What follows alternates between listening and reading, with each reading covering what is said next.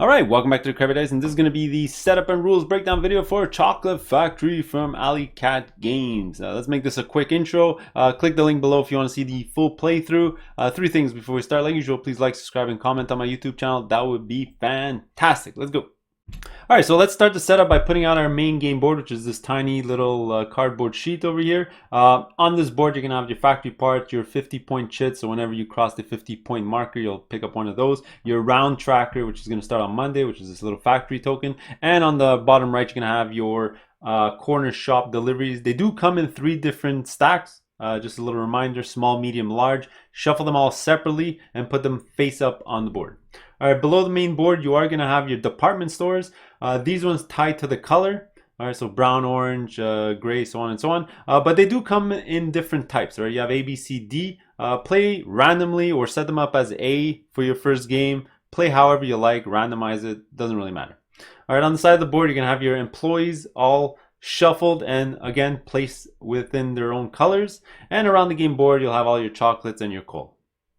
All right, that's pretty much it for the main game board area.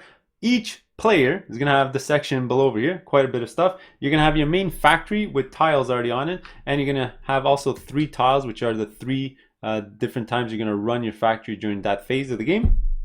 You're going to take, draw one of each corner store type and put a token on each one. You're going to give the first player marker to someone. And each player is going to take one of these cards. This is going to track how many chocolates you can have from round to round. And it's also going to store your coal at the bottom. All right, you can give each player a reference sheet if you like.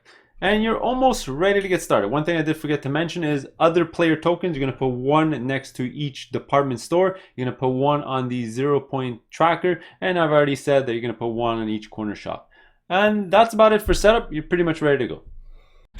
All right, so rules breakdown time here for Chocolate Factory. Now at its core, this is sort of a recipe fulfillment resource management game because the main core of the game is multiplayer solitaire wise. Everyone's going to be running their factory and you're going to be putting in beans at the start and you're going to be transforming those chocolates into the 5 different types in the game and trying to fulfill recipes in front of you and also deliver to the department stores.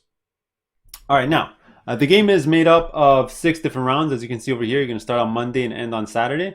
And each round, you're going to follow the exact same 5 phases as you can see from your little reference card over here. So that's what we're going to do in this video. We're going to go into each of these phases and show you what to do. All right, so the first phase is the prepare phase, and you're just going to do 2 things. All right, first you're going to collect the amount of coal indicated by the round tracker. I've already done that for the first round of the game, so it says 5. You're going to collect 5 coal. Just a reminder, you could carry coal from round to round. So if I would have 1, and I would jump onto the next round, then I would add 6 to my current total, which will give me 7, for example. All right, the second thing you're going to do is prepare the draft.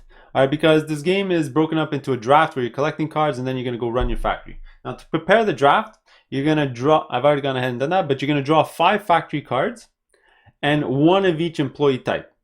All right, you're then going to create stacks according to the amount of players. All right, if you're playing a 4-player game, as you can see, because you have 5 cards, you're going to have 3 stacks of 1 and 1 stack of 2. But if you were playing a 2-player game or 3-player game, you would have 2 stacks of 2 and 1 stack of 1. And if you're playing just a 2-player game, you'd have 1 stack of 3 and 1 stack of 2. We'll talk about this later in the next phase when we talk about drafting. But this is sort of a way to sort of focus the player's attention on certain stacks. All right, you're going to do the exact same thing for the employees.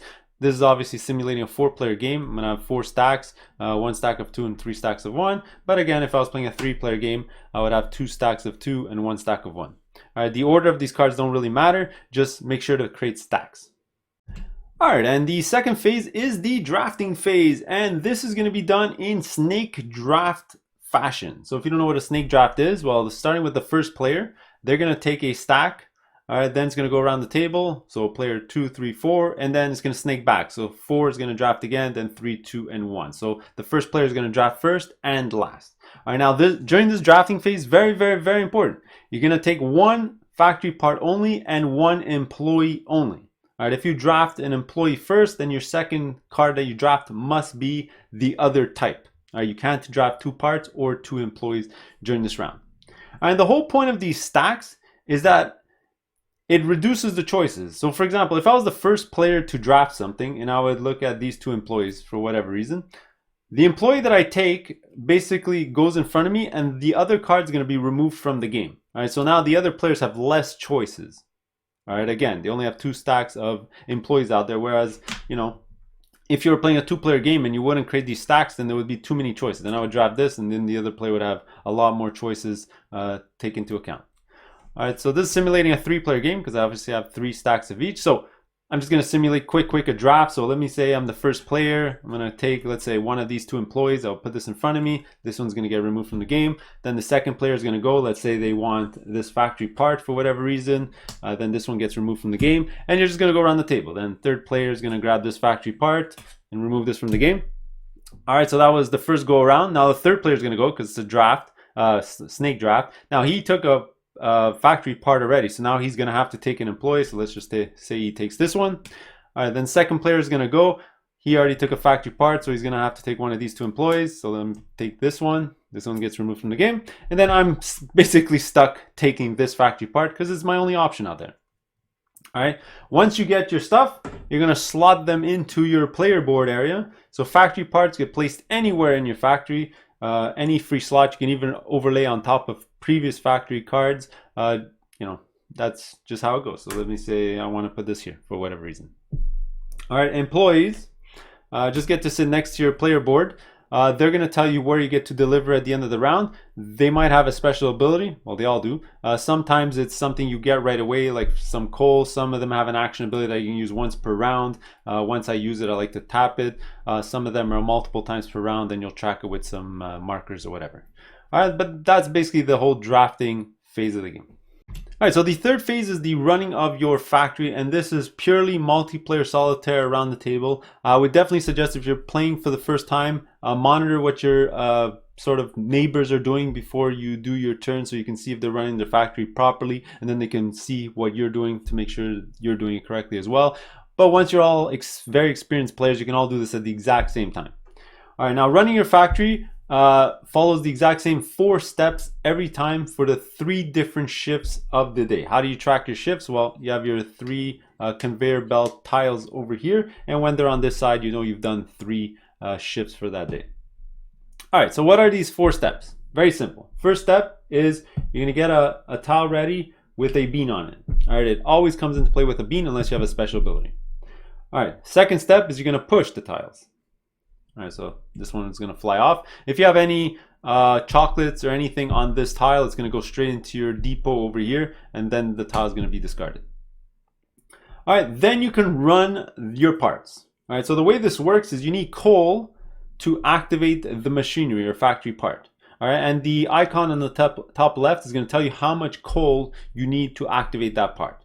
So for example, all right, one of your pre-printed abilities over here is you can use 1 coal, so you pay the coal. All right, you're going to put the coal on the card, and you're going to do the transformation. All right, this says turn a bean into a small chocolate. I forget what the official name for that is, but you get to do it right away. All right, factories can only affect the conveyor belt that it's currently above or below it. All right, so this one can only affect this one, and this one can only affect this one, unless again you have a special ability where they can affect other tiles on their board. All right, and then the 4th step of every single shift is you're going to clear the coal off your board and discard it into the general supply. All right, very important. Again, I forget to mention, you can only activate each factory part once per shift. All right, so if I use my coal on here, that's why you leave it until you clear it so that you don't accidentally activate it again. All right, but let's go to shift number 2. So you're going to follow the same 4 steps again. You're going to add a tile, you're going to put some a bean on it. You're going to shift everything over. All right, everything stays on the board.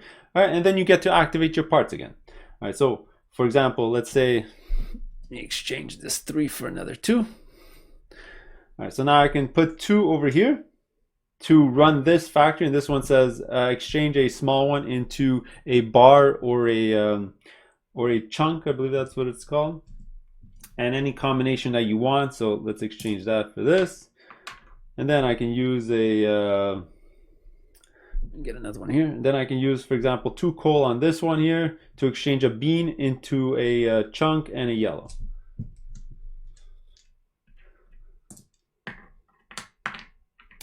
And let's say I'm done activating my stuff. The fourth step is always to clear the coal on your board, discard it. And that's it for shift number 2. Now you're going to go into shift number 3. You can again add a bean. You'll shift everything over. All right, and then you'll activate your parts. Now at a certain point, you could run out of coal. Well, you're kind of stuck. You can't really activate anything. Another option that you have is for any chocolate that you might have on your board.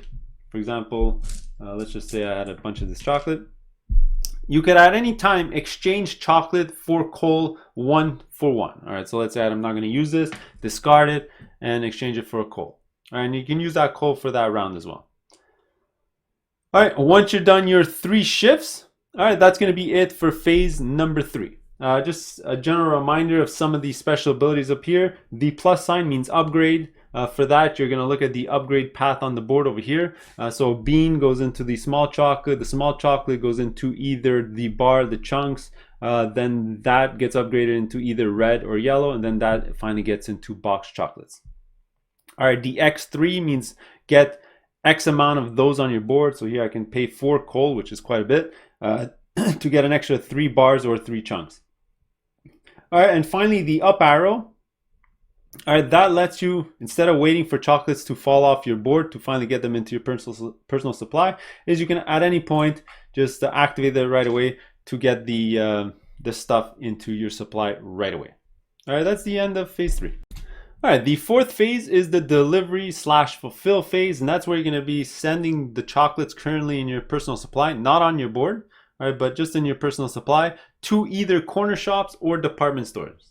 All right, now, like I mentioned in the intro, the only department you could actually deliver to is the color that's part of your employee. So this one's blue, so I'm only going to be looking at this one. All right, but let's just fulfill some random deliveries here. So let me send my blue one over here.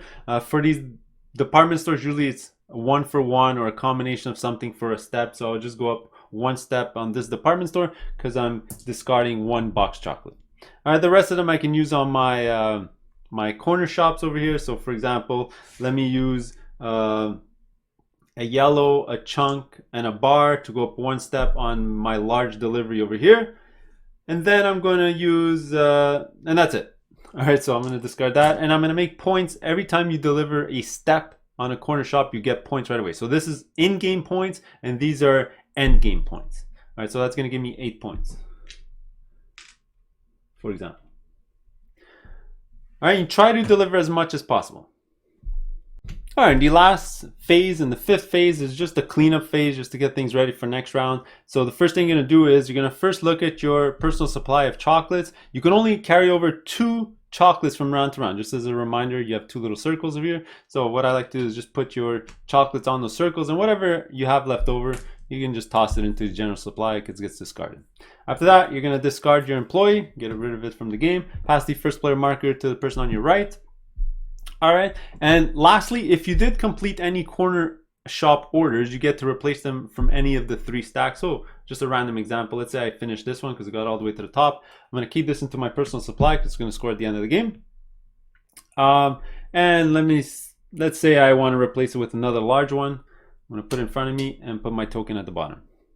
All right, now these corner shops do need to be completed in stage order. So you got to do the bottom one first, then the middle one, then the top one, and you'll get the points on the right every time you complete one of those stages. And that's going to be it for cleanup. Let's just go straight to endgame scoring. All right, actually, before we get to endgame scoring, one thing I did forget to mention, very special on the last round of the game. All right, all the chocolates on your conveyor belt get pushed into your personal supply. So you get to use all that stuff to deliver to your corner shops and department stores. All right, so now let's go straight into endgame scoring, where you're going to score 4 things. All right, each chocolate that you have left on your personal board is going to score 1 point each. So 1, 2, 3, 4, 5, let's just say, for example. And then you can get to just discard it at the end of the game. And second thing you're going to score is over here. These are unique department store deliveries. So let's say during the game, I would have delivered to 1, 2, and 3 department stores. I'm going to score an extra 6 points. All right, if you do manage to deliver to all 5, you're going to score an extra 24 points, which is quite a bit. All right, The third thing you're going to score is, over here you're going to see a little reminder, the most deliveries to corner shops is going to score 12 points. All right, so each person is going to count as many of these that they've completed, and whoever has the most is going to score 12 points. On ties, it is a friendly tie rule. You're all going to score 12 points. And lastly, you're going to finally score the department stores. All right, on the top, you're going to see a little reminder of the points that are being scored, but the first person, or the person who delivered the most in each shop, is going to score 16 points. The second most is going to score 8. Third most is going to score 4. All right, so in a situation, let's say like this, let me just score some random stuff over here. Let's just score like this. All right. In here, for example, green would score 16, red would score 8. In this example here, green would score 16, but red would score nothing. All right, very important rule in this game is you can't score if you're not on the board and if you don't have at least half as much as the person ahead of you. All right, so half of 8 would be 4. I don't have 4, I have 1, so I'm going to score nothing for red, but green would score their 16 points. For example, here, red would score 16, green would score nothing because they haven't made at least one delivery. In this example here, green would score 16, red would score nothing because again, I still didn't hit halfway of 8. All right, now if there's a tie, all right, the person who got there first, so the person at the bottom would score first player points. So red would score 16 and green would score 8. All right, you're gonna add up all those scores to your end game score, and whoever has the most after that is gonna win the game of Chocolate Factory. So that's how you play. Let me know below if you have any questions, if I made any mistakes, and if you want to see the full playthrough, click on the link. See you on the next one. Later.